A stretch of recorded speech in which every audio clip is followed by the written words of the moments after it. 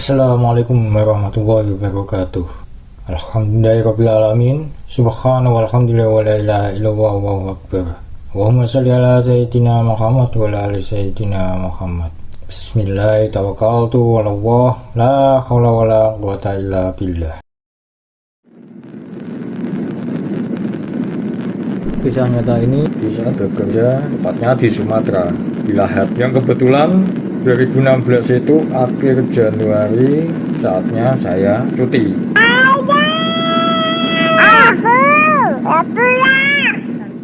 Biasanya kalau teman-teman pulang ke Jawa, mereka rata-rata naik jalur darat dan pesawat karena lebih cepat. Setidaknya minimal 1,5 juta untuk perjalanan pulang dan pergi. Estimasi itu saya anggap sebagai anggaran pribadi untuk cuti pulang pergi ke Jawa. Untuk pelaksanaannya, saya pakai jalur darat dan laut. Jadi efisiensinya itu bisa saya gunakan untuk membahagiakan anak dan istri. Karena saat itu ekonomi dalam kondisi berjuang, jadi kalkulasi itu penting, walaupun mungkin menyengsarakan diri sendiri. Sekali jalan menggunakan jalur udara, itu sama dengan perjalanan pulang pergi lewat jalur laut. Kereta ke Lampung, naik travel, sambung naik kapal, naik bis, naik kereta lagi ke rumah. Jadi memang ada banyak langkah. Karena ya hanya dengan cara seperti itu saya bisa menghemat. Saya diminta teman untuk gesek bantuan sepeda motor buat perpanjangan pajak dan plat 5 tahunan. Karena masih ada waktu, rencana pulang sore, jadi paginya saya starter motor langsung ke Samsat untuk gesek bantuan di Samsat Lahat. Selesainya dari Samsat, arah perjalanan balik terlihat dari kejauhan itu seseorang yang melambaikan tangan. Agak tua. Saya pikir, karena daerah tersebut itu lalu lalang angkot itu tak sebanyak di Jawa, jadi saya niatkan barangkali dia butuh bantuan untuk tumpangan. Niat awal seperti itu, jadinya saya berhenti. Setelah berhenti saya tanya, saya nggak paham bahasa dia. Mungkin bahasa daerah sana atau apa. Pada akhirnya dia naik ke boncengan. Begitu udah di boncengan di belakang, tampak kejauhan di belakang orang yang berdiri tadi itu. Ada orang yang mengisyaratkan tanda jari miring di jidat, yang memberikan kode ke orang yang saya boncengkan tadi. Waduh.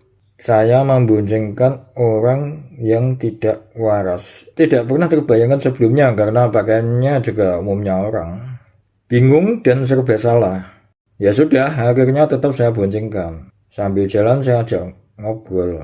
Saya pakai bahasa Indonesia, tapi dia pakai bahasa yang saya sendiri itu tidak memahami. Jadi saya lebih cenderung memberikan kode bahwa saya ke arah proyek. Saya tanya tujuan, dia jawab dengan bahasa dia sambil menunjuk ke depan. Dalam hati itu pikiran sudah nggak karuan.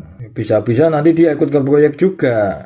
Kepikiran untuk saya turunkan di pom bensin sebelum arah proyek di SPBU. Seenggaknya di SPBU itu banyak kendaraan, artinya masih dalam lingkungan yang ramai. Sesampainya di SPBU itu, dia arahnya tetap mau ikut. Karena tidak mau turun, terpaksa saya ngasih alasan dengan kode untuk saya itu mau isi bensin dulu. Walaupun saya itu tahu nggak ada petugas di situ, itu minimal terlihat bahwa saya itu seolah-olah isi bensin ke situ. Karena nggak ada petugas, ya kemudian saya langsung jalan.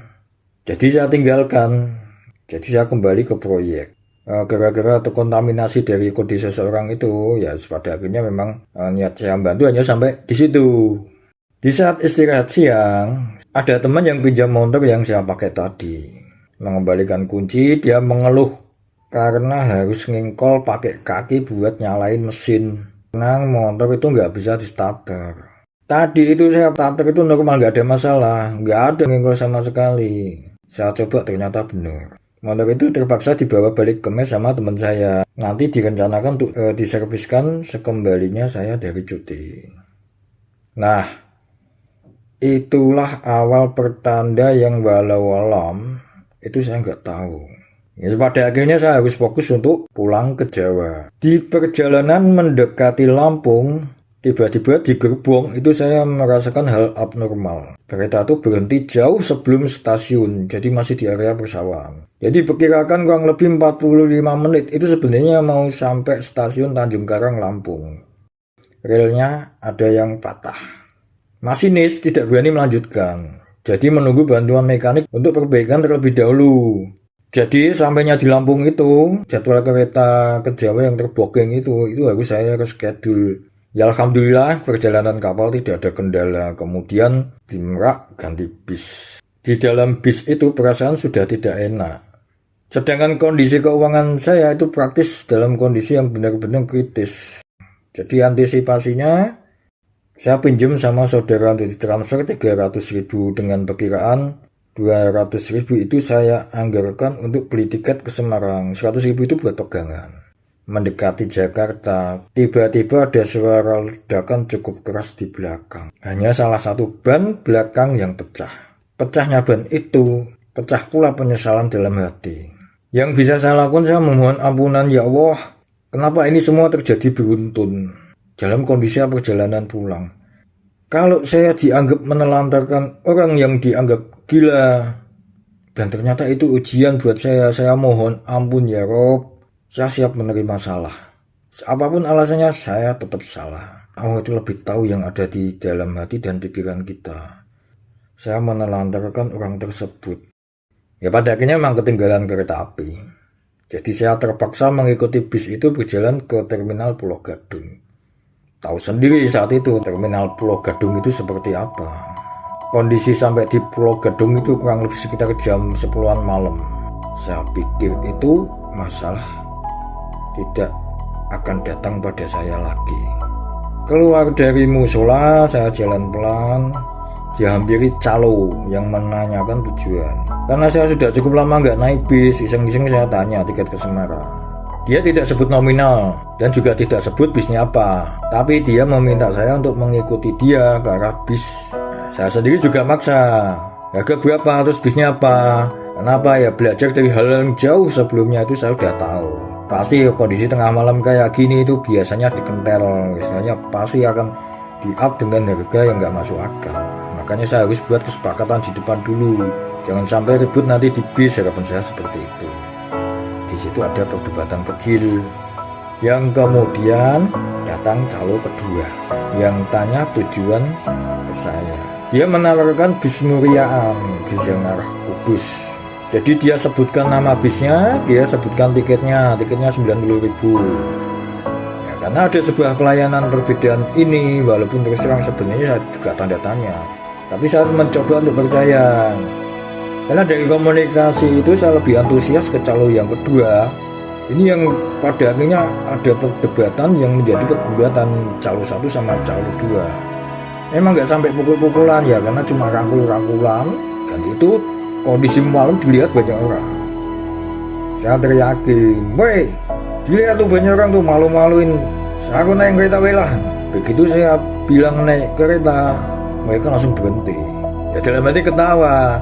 Ya karena mereka juga rugi. Ngapain dibela-belain kayak gitu kalau ternyata tidak pakai dua-duanya. Kalau saya ikut yang calon pertama, itu tempatnya masih jauh ke rumah saya. Tapi kalau yang calon kedua ini, bis yang dia tawarkan itu memang melewati arah yang lebih dekat ke tempat saya. Saya ambil keputusan ikut calon yang 2. Saya pikir sudah tenang, ternyata enggak. Saya mengikuti calon yang kedua diarahkan ke dalam terminal. Hanya ada satu kios yang kelihatan lebih terang. Sedangkan kanan kirinya itu gelap. Perasaan saya sudah enggak enak. Tapi saya diminta masuk ke dalam kios. Saat itu ada perempuan dengan wajah yang mungkin saya anggap nggak ramah lah. "Kemana mas?" Saya bilang ke Semarang. Dia langsung bilang 290.000. Kaget saya. "Temanmu tadi bilang 90.000. Kenapa ini berubah?" Terus dia bilang, "Ya memang jam segini ada bis segitu." Saya tolak. Saya mau keluar, dihalangi sama yang calon kedua itu. Dia ngasih kode untuk tetap bayar sama penunggu tiket itu. Dalam hati, wah saya dijebak ini. Saat itu ternyata di depan kios sudah ada beberapa orang. Mikirnya saya nggak mau bayar, makanya dia pakai trik. "Gini aja mas, sampean ada uang berapa, nanti saya carikan." Ya sesuai kesepakatan, saya jawab gitu. "Yaudah, uangnya mana?" Saya kasih 100.000. Begitu uang udah saya kasih, dia bilang, "Sampai nambah lagi mas." Saya dijebak. Loh, kesepakatannya gimana? Kalau misalnya nggak bisa nyarikan uang, kembalikan, saya masih bisa naik kereta. Disitulah terjadi perdebatan. Sedangkan saya berpikir ada banyak orang di situ. Dalam hati ini andai kata saya dikeroyok, sudah pasti saya habis. Secara nggak langsung, oke lah, biarlah saya kalah. Tapi saya ada komunikasi buat penegasan. Ambil uang itu. Demi Allah, demi Rasulullah, saya nggak akan pernah ikhlas. Itu rezeki anak istri saya. Suatu saat kamu bakal dibalas sama Yang Maha Kuasa. Apa yang terjadi setelah saya mengucap seperti itu? Demi Allah, di telinga saya itu nggak ada suara sama sekali. Jadi kayak di ruangan, di kamar yang benar-benar itu hampa, hening.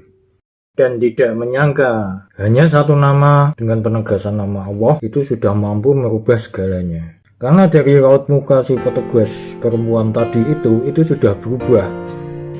Saya nggak tahu, mungkin saya lihat ada perubahan yang sifatnya entah takut atau bagaimana. Karena dia mencoba untuk tersenyum.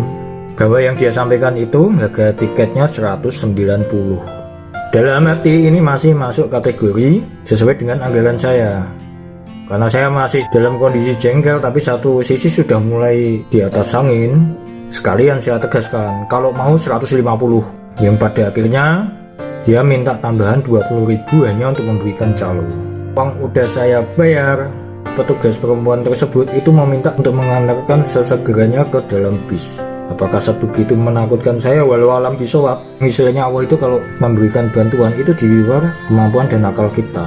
Yang pada akhirnya di dalam bis itu, saya tanya kanan dan kiri penumpang yang di dalam bis tersebut. Hampir kata-kata semuanya memang kena dengan nominal yang tidak pada umumnya.